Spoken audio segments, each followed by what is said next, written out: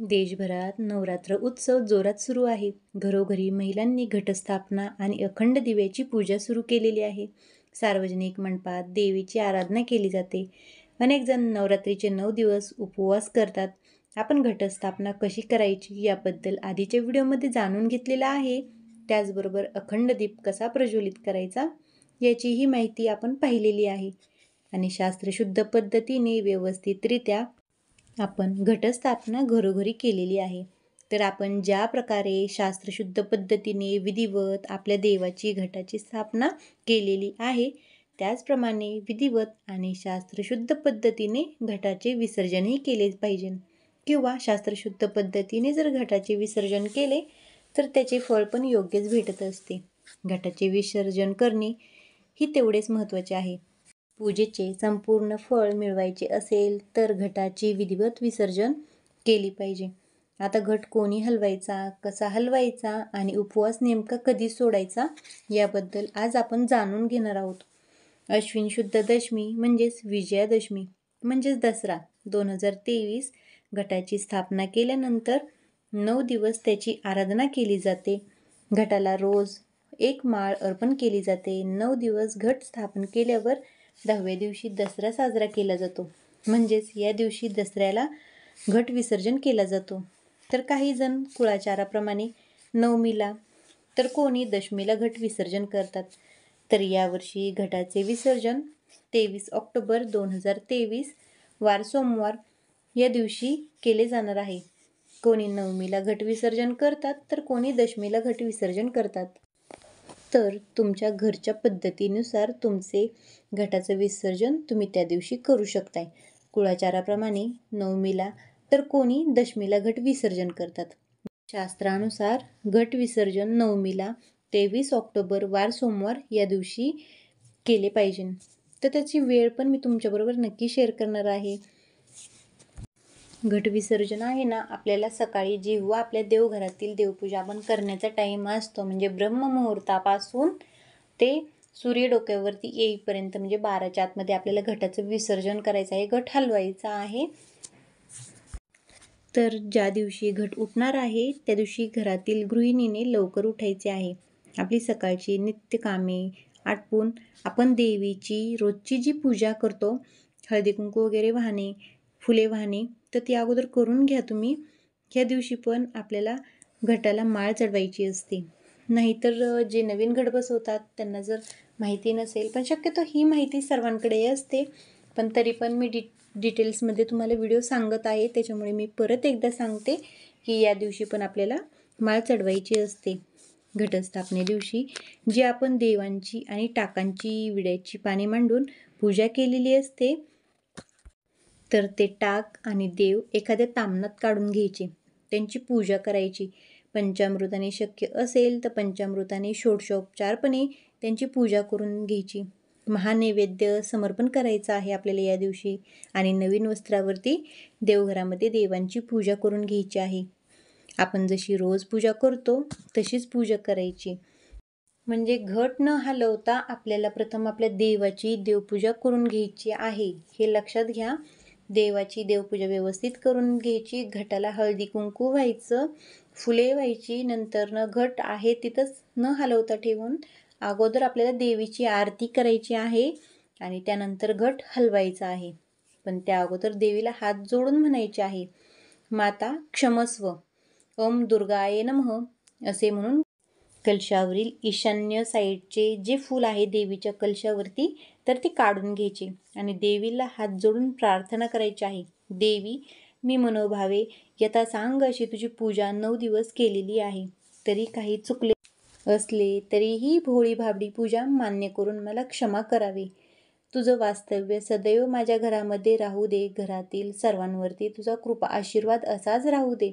देवीच्या कोणत्याही मंत्राचे पठण तुम्ही 108 वेळा करायचे आहे.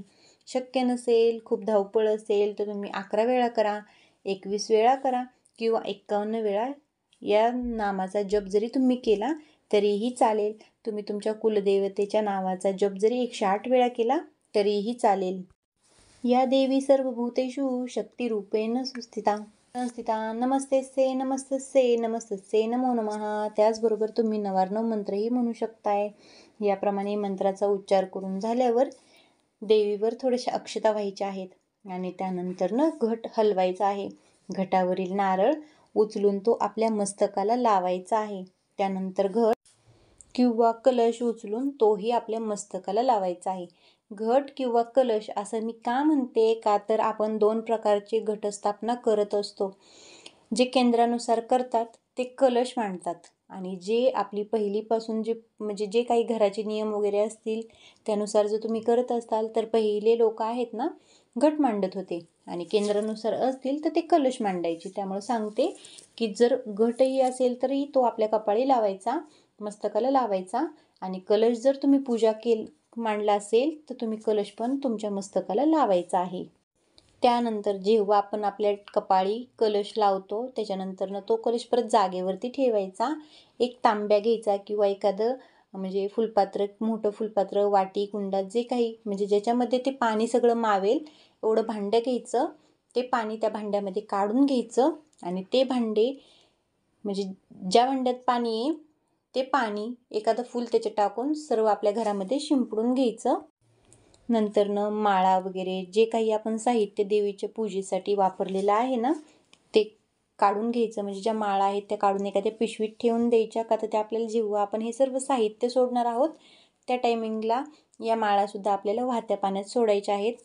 आपण धान्य पेरलेलं आहे पहा त्या घटाच्या साईडला, तर त्या 9 दिवसांमध्ये आहे ना धान्याला आलेले कोंब काय करायचे किंवा अंकुर ते ब्राह्मण, सुवासिनी, कुमारिका, आपले मित्रमंडळी यांना द्यायचे आहेत थोडे थोडे उपटून. बऱ्याच ठिकाणी स्त्रिया आपल्या केसांमध्ये सुद्धा ह्या आलेले धन माळवतात म्हणजे लावतात. सीमा उल्लंघन करत असताना पुरुष लोक आपल्या टोपीमध्ये हे धन लावून जातात. कलशातील पाणी सर्वत्र शिंपडल्यानंतर कलशातील शिक्का, सुपारी हे त्यातून काढून घेऊन एखाद्या स्वच्छ लाल कपड्यामध्ये किंवा पिवळ्या कपड्यामध्ये ठेवायचे. पण ते ठेवण्याच्या अगोदर सुपारी आणि जे नाणे आपण त्या कलशामध्ये टाकलेले होते ते स्वच्छ कोरडे करून घ्यायचे. कलशातील सर्व गोष्टी एखाद्या कपड्यामध्ये बांधायच्या आणि आपली जिथे तिजोरी आहे म्हणजे कलशातून आपल्याला ज्या गोष्टी बाहेर काढता येणार आहेत त्या फक्त सुपारी आणि 1 रुपयाची नाणी, तर ते एखाद्या कपड्यामध्ये बांधायच्या आणि जिथे आपली तिजोरी आहे तिथं त्या नेऊन ठेवायच्या. या वस्तू ठेवून दिल्यानंतर तिथं हळदी कुंकू व्हायचे, उदबत्ती ओळायची आणि दर्शन घ्यायचे. तर हे कशासाठी? लक्ष्मी, धनलक्ष्मीची कृपा आपल्या घरावरती किंवा आपल्या पाठीशी सदैव राहावी म्हणून ही सेवा आहे, हे करायची आहे आपल्याला. हे ठेवून दिले तर हे 6 महिने ठेवलं तरी चालेल आणि वर्षभर ठेवलं तरीही चालणार आहे. यानंतर घटाभोवती जो आपण धागा बांधलेला होता तर त्या धाग्याचं काय करायचं, तो धागा सोडून घ्यायचा. तो धागा आपण आपल्या हातामध्ये बांधला तरीही चालेल किंवा घरातील सर्वांच्या गळ्यामध्ये थोडा थोडा जरी धागा कट करून बांधला तरीही चालेल किंवा घरातील मुख्य व्यक्तीच्या हातामध्ये जरी हा धागा बांधला तरीही चालेल. याने काय होते, घरातील सर्व लोकांचे रक्षण संरक्षण होते किंवा हे रक्षण कवच म्हणून काम करेल. आता त्यानंतर जो आपण कलशाखाली आणि अखंड दिव्याच्या खाली जे आपण तांदूळ ठेवलेले होते ना तर ते तांदूळ तुम्ही पक्ष्यांना टाकू शकताय किंवा त्याचबरोबर आपण घट बसवल्यानंतर देवी आईची खणा नारळाने ओटी भरलेली होती तर त्या ओटीचंही काय करायचं ते पण मी सांगते. आता तुमच्या दारामध्ये जर तुम्ही पक्षी येत असतील तर तुम्ही ते धान्य म्हणजे जे अक्षता आपण ठेवलेल्या होत्या तर त्या अक्षता तुम्ही पक्ष्यांना टाकल्या तरीही चालतील. फक्त याची दक्षता घ्या की त्या अक्षता पायाखाली येणार नाहीत, अशा ठिकाणी टाका. जर असं तुमच्या घराच्या आजूबाजूला ठिकाण नसेल तर तुम्ही वाहत्या पाण्यात सोडून द्या किंवा जवळपास एखादी शेती असेल तर ते साहित्य तिथं नेऊन टाकलं तरीही चालेल. आता मी पहिल्यांदा व्हिडिओ बनवला होता त्या टायमिंगलाच बोलले होते की या 9 दिवसांमध्ये आपल्याला जेव्हा शक्य होईल तेव्हा आईची ओटी भरायची असते. ज्यांच्या घरी घट नाही आहे पण कुलदेवी तर आपल्या घरामध्ये आहे, आपण आईची ओटी भरायचीच असते. तर त्या ओटीचं काय करायचं, तर ती ओटी आहे ना, ओटीसाठी तुम्ही पीस वापरलेला असो किंवा साडी आणि पीस दोन्हीही ठेवलेलं असेल तर त्या ब्लाऊज पीसचे तुम्ही ब्लाऊज शिवा. ताई ब्लाऊज पीस साधा वापरलेला आहे, आम्ही एवढा साधा ब्लाऊज पीस घालत नाही, तर तुम्ही त्याचं म्हणजे अस्तरसाठी, म्हणजे एखादा ब्लाऊज असेल तुमच्याकडे तर ते अस्तरसाठी तुम्ही वापर करू शकताय, किंवा एखाद्या सुवासिनी स्त्रीला बोलावून तिची ओटीही भरू शकताय किंवा त्या स्त्रीला हे साहित्य दिलं तरीही चालेल. घटामध्ये जी माती आपण वापरलेली आहे त्याचं काय करावं, तर या मातीचा आपण आपल्या घरात किंवा आपल्या दारात काही झाडे असतील किंवा तुमची शेती असेल तर तुम्ही या ठिकाणी ती माती टाकू शकताय, किंवा तिचं विसर्जन आपण म्हणतो तर ती माती तुम्ही विसर्जन केली तरीही चालेल, किंवा तुमच्या दारात झाडे असतील तुम्ही त्यांच्या बुडाला ही माती टाकली तरीही चालेल. त्यानंतर आपण घटस्थापनेसाठी जो मातीचा घट वापरलेला होता तर या घटाचं काय करायचं, तर हा घट रिकामा केल्यानंतर तुम्ही याला पाण्यात सोडून दिले तरीही चालेल, किंवा शेतात नेऊन ठेवले तरीही चालेल. फक्त शेतात ठेवताना झाडाखाली ठेवा, कुठं पण असं टाकून देऊ नका.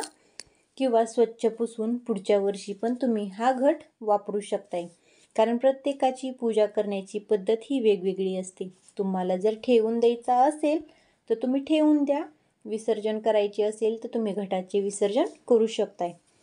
हा घट विसर्जनानंतर किंवा दसऱ्याच्या दिवशी घरामध्ये पुरणपोळीचा नैवेद्य हा बनतोच, तर देवीला पुरणपोळीचा नैवेद्य दाखवायचा आहे. नवमीला जर घट आपण उठवले तरीही आपल्याला घरात देवीपुरता का होईना आपल्याला पुरणपोळीचा नैवेद्य बनवायचाच असतो, आणि 5 का होईना परड्या भरायच्या असतात. हे सर्वांना माहितीच असेल, जरी कोणाला माहिती नसेल तर 5 परड्या घरी बोलवून त्या परड्या भरा. 5 परड्या बोलवणं शक्य नसलं तर कमीत कमी 1 परडी बोलवा आणि तिच्यामध्येच 5 परड्यांचे नैवेद्य, काही धान्य वगैरे तुम्हाला शिदा द्यायचा असेल तर तुम्ही देऊ शकताय. पिठामिठाने परडी भरा, पोळीचा नैवेद्य दाखवा परडीला, दक्षिणा द्या, तेल वाढा, कारण आहे ना तेल जर तुम्ही दिलं तर ते पण खूप चांगलं असतं, कारण आपण आज तेल देवासाठी देतोय, म्हणजे त्यांच्या घरात त्यांच्या देवी पुढे तो दिवा त्याचा प्रज्वलित होणार असतो, तर तुम्ही तेल दिलं तरीही चालेल. तर त्यानंतर सर्वात शेवटी काय राहते, दिवा प्रज्वलित. अखंड दिवा जो आपण प्रज्वलित केलेला होता ना, तर याचं काय करायचं, तर हाच दिवा नाही, म्हणजे आज आपण हा अखंड दिवा पेटवलाय म्हणून मी हे सांगत नाहीये, तर हाच दिवा नाही तर इतरही दिवे केव्हाही आपण स्वतः विझवायचे नसतात. म्हणजे आपण फुंकर मारून दिवा विझवतो ना, तसा दिवा विझवायचा नसतो. आणि हा अखंड दिवा तर बिलकुलही विझवायचा नाही, त्याला असंच शांत होऊन द्यायचं. दिव्याला आहे ना मनाने शांत होऊन द्यायचं. जशी आपण घटस्थापना विधिवत आणि शास्त्रशुद्ध पद्धतीने केलेली आहे तसंच घट विसर्जनही तुम्ही याच पद्धतीने करा. नारळाचे काय करायचे, ज्यांनी नारळ ठेवला आहे त्यांना हा नारळ एक लाल कपडा घेऊन त्यात बांधून तिजोरीत ठेवायचा आहे. आता तुम्ही नारळ मांडून, म्हणजे घटावरती नारळ मांडून तुम्ही घटाची पूजा केलेली आहे, तर तुम्ही काय करायचं, एक लाल वस्त्र घ्यायचं, लाल कापड घ्यायचं, लाल कापड नसेल तर पिवळं घ्या, त्याच्यावरती थोडेसे अक्षता टाका, हळदी कुंकू टाका, त्याच्यावरती तो नारळ ठेवा. नंतर त्या नारळावरती परत एकदा हळदी कुंकू व्हा, थोड्याशा अक्षता टाका, एक फूल ठेवा आणि तो पॅक गाठण बांधून तो नारळ आहे ना तुमच्या घरातील तिजोरीमध्ये ठेवा. तिथं पण त्याची पूजा करा. याने सुद्धा आहे ना लक्ष्मीची कृपा तुमच्यावर सदैव राहणार आहे. मी हे का सांगते हे पण मी सांगते. तुम्ही इथून मागे केव्हाही नारळाचा हा उपाय केलेला नाहीये, बरोबर आहे. पण काय होतं ना, आपण तो नारळ आपण जेव्हापासून घट बसवलाय तेव्हापासून आपण त्याच्यावरती बऱ्याचशा सेवा ह्या केलेल्या आहेत. तुम्ही दुर्गा सप्तशतीचे पाठ केले, तुम्ही नाम जप होम हवन ज्या काही सेवा मी सांगितलेल्या आहेत त्या केलेल्या आहेत, किंवा मी न सांगता तुम्ही दुसऱ्या कुणाकडून तरी माहिती घेऊन काहीतरी सेवा तुम्ही केलेल्या आहेत, तर तो नारळ सिद्ध म्हणतो ना आपण, सिद्ध म्हणजे मंत्रित झालेला आहे, त्याच्यावरती भरपूर सेवा केलेल्या आहे, त्याच्यावर देवीची कृपा आपल्या घरामध्ये सतत राहणार आहे. त्याच्यामुळे हा नारळ तुम्ही तिजोरीत ठेवला तरीही चालेल, हा वर्षभर ठेवला तरीही चालेल, 6 महिने ठेवला तरीही चालेल. ताई, आमच्यात ही पद्धत नाहीये, आम्ही जर असं केलं तर काही चुकीचं होऊ शकते का, तुमच्यात पद्धत नाहीये, तुम्ही या पद्धतीने नारळ ठेवला तरीही चालणार आहे. पण मी जर नारळ ठेवला तर माझ्या सासूबाई काय म्हणतील, माझ्या घरचे ओरडतील. तुम्हाला असे वाटत असेल तर तुम्ही तुमची जी पद्धत असेल त्या पद्धतीने तुम्ही नारळाचे विसर्जन केलं पाण्यामध्ये तरीही चालेल. तुम्ही जर नारळ शेतीमध्ये ठेवून येत असाल तरीही चालेल, काहीच हरकत नाही. तुमची जी प्रथा पद्धत जी काही असेल तुम्ही ती पाळली तरीही चालेल. आता ज्यांनी केंद्रानुसार घटस्थापना केली त्यांनी काय केलेले, तामणामध्ये तांदूळ ठेवलेले आहेत, त्याच्यावरती देवीचा टाक ठेवलेला आहे. तर त्या देवीच्या टाक काढून त्याच्यावरती पण आपल्याला अभिषेक करायचा आहे या दिवशी. त्याच्यानंतरनं जे तांदूळ आहेत ते तुम्ही पक्ष्यांना टाका किंवा पाण्यात सोडून द्या. पण या पद्धतीनेच तुम्ही शास्त्रशुद्ध पद्धतीनेच घटाचे विसर्जन करा. नुसतं पटपटपट साहित्य उचलून घेऊन उपयोग नाही. एवढी सेवा केली तर शांततेत घटाचे विसर्जन, घट हलवण्याची प्रोसेस तरी तुम्ही शांत पद्धतीने करा. व्यवस्थित पूजा अर्चा करा. आणि घट आहे ना आपल्याला ब्रह्ममुहूर्तापासून, तुम्ही पहाटे उठून घट उठवा हलवा हे मी म्हणत नाही. कमीत कमी तुम्ही 6च्या नंतर 12च्या आतमध्ये तुम्ही घट उठवण्याचा प्रयत्न करा. शक्य नाही झालं तर तुम्ही जेव्हा दिवस उतरतीला लागतो म्हणजे 3च्या नंतरचा जो कालावधी असतो तुम्ही 4च्या पुढे घट हलवला तरीही चालणार आहे. तर मी डीपमध्ये माहिती सांगितलेली आहे. माझ्या मते व्हिडिओ तर लक्षात आलेलाच असणार आहे. आय होप ही माहिती, आजची सेवा तुमच्या लक्षात आलेली असेल. आजचा व्हिडिओ, आजची माहितीच आवडली असेल तर माझ्या व्हिडिओला जास्तीत जास्त लाईक करा. माझ्या चॅनलला सबस्क्राईब करा. चला मग भेटूयात अशाच नवनवीन व्हिडिओबरोबर. तोपर्यंत श्री स्वामी समर्थ. जय जय स्वामी समर्थ. श्री स्वामी समर्थ. जय जय स्वामी समर्थ.